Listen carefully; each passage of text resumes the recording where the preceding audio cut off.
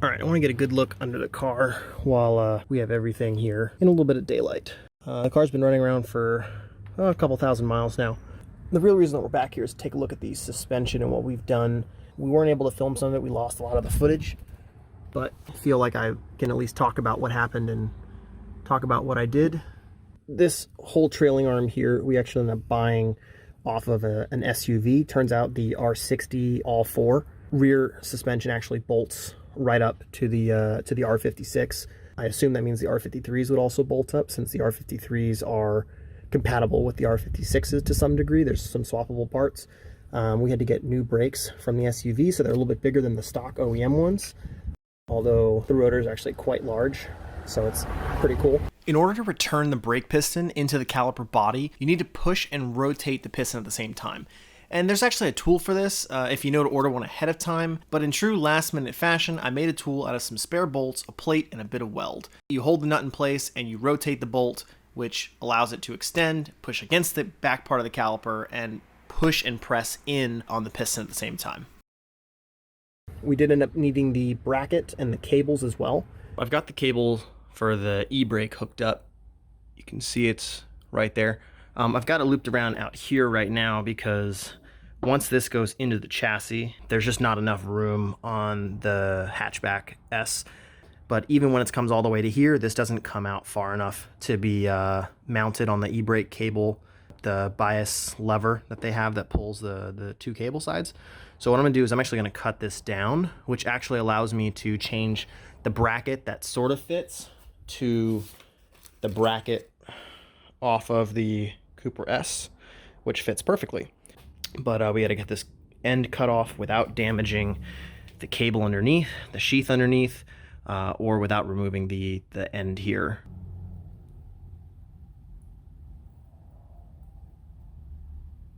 Under the car, here's how we ended up with the end piece, the sleeve, and then the end piece. And the way that we fixed it for the end, so that it doesn't slide through the chassis, is we cut a notch here.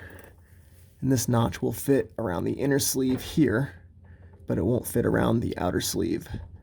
And so that way this cable can still be pulled taut and not slip through. So we're gonna feed it up on this side under the heat shielding, or I guess over the heat shielding and under the body to get that into the chassis. And then on the back is we switched our bracket for that cable. The only way to take that on and off, it's like it's put on during assembly.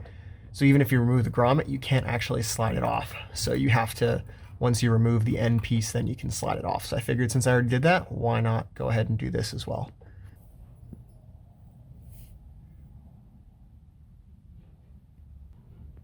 The cables are a little bit longer than they need to be, and we just let the line actually coil up. Oh, you can see it a little bit right there. So that one right there behind the heat shielding, that just kind of hooks up and goes around. Not the best, but it's not going to rub through anything, and again, it's just an e-brake cable, so it's not the end of the world. If it does break, I can just park it in first. Axles have been holding up really well. Haven't really done any hard launches or anything, but they are still straight. I'll see if I can get a video with the GoPro just to see if there's any wobble or anything, but I haven't felt anything taking it up to 90, 100 miles an hour. Haven't noticed any sort of issues or anything with it, so that's always good. Some paint to cover and convert all the rust. And I still ended up with the OEM strut ties there. They're if the car goes down, if the car gets lower, they don't clip the axle or anything, or the boot. It is kind of tight, but it still has a good bit of daylight there on both sides. One big change to make everything fit with my setup was to match all the bores. So the heim joint bore was 3/4 inch, and the high misalignment spacers had a 3/4 inch OD but a 1/2 inch ID. The issue is that the Mini uses a 12mm bolt. So to close this last gap, we machined down some 3/16 stainless steel tubing to act as a bushing. Now the misalignment spacers were also a bit too long, so we had to machine them down a bit as well. You can see that we had a 0.7 inch gap for the spacers, so we split the difference and machined each side down to 0.35 inches. It was a tight fit, but there is absolutely no play, especially when torqued to spec, so it makes it a really nice feeling ride. Another thing that I ended up modifying, in addition to the misalignment, high misalignment spacers, which you can see in there. We also got these rubber boots, and these rubber boots are really, really nice, but basically they allow for just a little bit of protection. If you do end up getting dirt in here, especially if they're oiled, you're gonna wear out these ball bearings really, really quickly. So it's a good idea to have these spacers. I'm blanking on the name right now, but I'll check my order sheet. And they came in like kind of a weird number. I think they came in like 10 or 5 or something like that. So I ended up with some extras, but they're basically a washer that then has a rubber boot on it, and it's going to really keep your ball joints from getting chewed up, especially if you're off-roading or racing at all.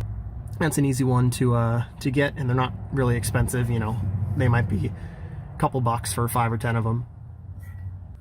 Modified our strut top to get a little bit of a lift, which is why that bushing is not as recessed as normal. The Megan Racing SUV coils. This is the SUV strut. There isn't a provision for the brake cable, so we currently just have it zip tied out of the way. It was a pretty straightforward swap. If you're building your own, you can get these trailing arms. Sometimes you can find them cheap. I found one side for 50 bucks. I bought that and confirmed that everything fit. And then I bought the other side for, I think, 200 bucks. So couldn't find the other side as cheap, but it did all fit up. I also bought the brakes, probably 50 bucks each. New rotors, new pads, cables. I think you can get them for like 35, 40 bucks from like Latvia or something on eBay. Then the brake cables, or sorry, the brake hoses. These ones are actually from the Mini Cooper. So I took, I think, the front ones or something maybe. Yeah, I think I took the front ones and then found a way to fit them up. But this is all like my OE from this chassis. This is stock as well. And you don't need all the SUV parts. So all you really need are, you're gonna need the SUV rotor, the SUV caliper, and the SUV brake pads, SUV brake cable or a custom brake cable.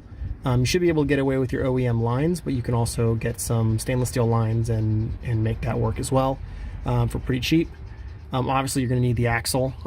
You'll have to cut and modify and figure out how you want to do your lengths, whether you want to do a welded sleeved axle like this, or if you want to do a full custom axle from like Drive Shaft Shop or any of the other drive shaft suppliers. You don't actually need the strut from the SUV. So this strut is probably about 1.5 inches longer, so it raised the car up a little bit, which is something that I'm looking for.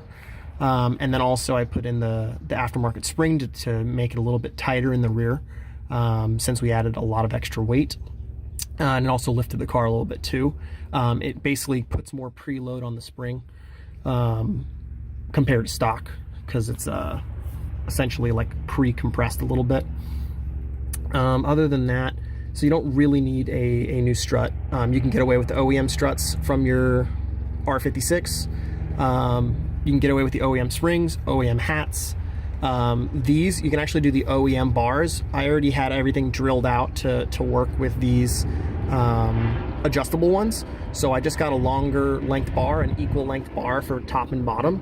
And then that fit perfectly as well. But you can get away with the OEM ones. They're just not adjustable. Only thing you can adjust is the camber. But you can't adjust toe and everything else. So it's a little bit of a pain in the ass dealing with the OEM setup. So aftermarket helps. You can just buy those instead of building your own if you keep all the OEM components. You can't use the sway bar in the stock location. That's why we flipped it. Oops, some grease there. If you try to use the OEM one, it always bound on the spring. There just wasn't enough clearance. We might remove it for off-roading because it's really, really aggressive. Like, very noticeable impact on the chassis when you hit bumps with the rear tires.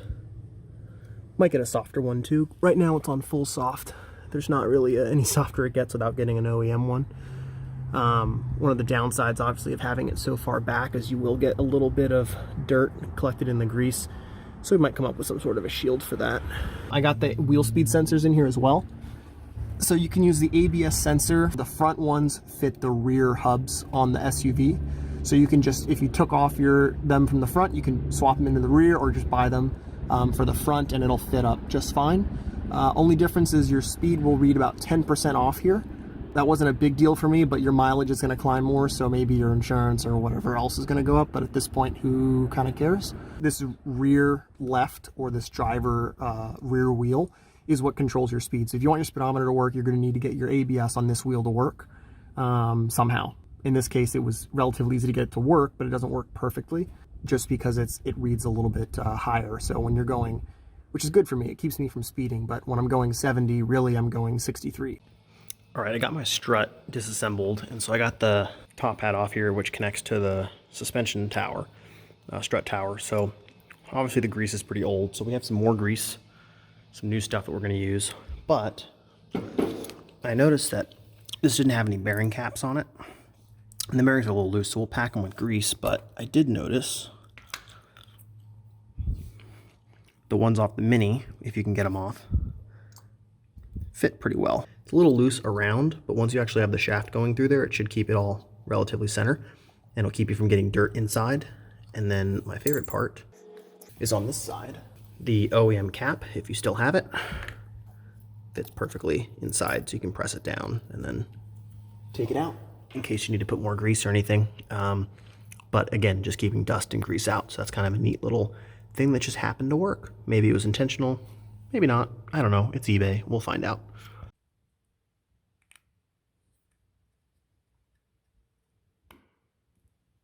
Well, it didn't totally fit, but we have a 1/2-inch drill bit, so that made short work of that plastic. We drilled right through the BMW logo and solved that problem as well.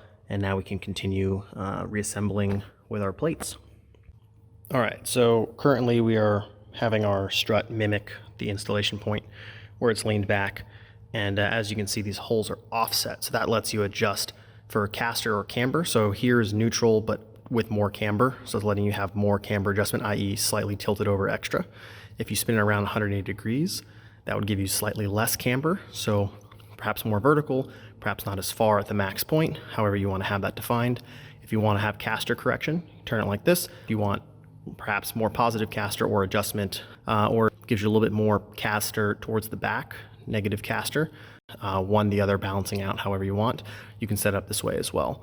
So we're going to set it up this way for maximum camber because at the static position, we currently have like 0.1 positive camber, and we want to get that at least to be a 0 or less. And then, of course, we can go further from there and tilt it more if we need. Also, you'll notice this raises us up a little bit more in the front, which should balance us out to what we see in the rear. It's obviously jacked up right now, but should balance out our height a little bit better too. All right, so we have it set up for max camber, and now we just got to throw it in to the chassis. With many people around the world under lockdown due to COVID-19, I want to do my part in providing entertainment and education for those interested. For the entire month of April, we will be releasing as many videos as we can. However, we will not be charging our patrons. We have a huge backlog of videos and hope to get as many out there without causing a burden on those who support us. All that being said, we are extremely grateful for our patrons' continued support, and we hope everyone has enjoyed the video. Cheers everyone, and stay safe wherever you may be watching from.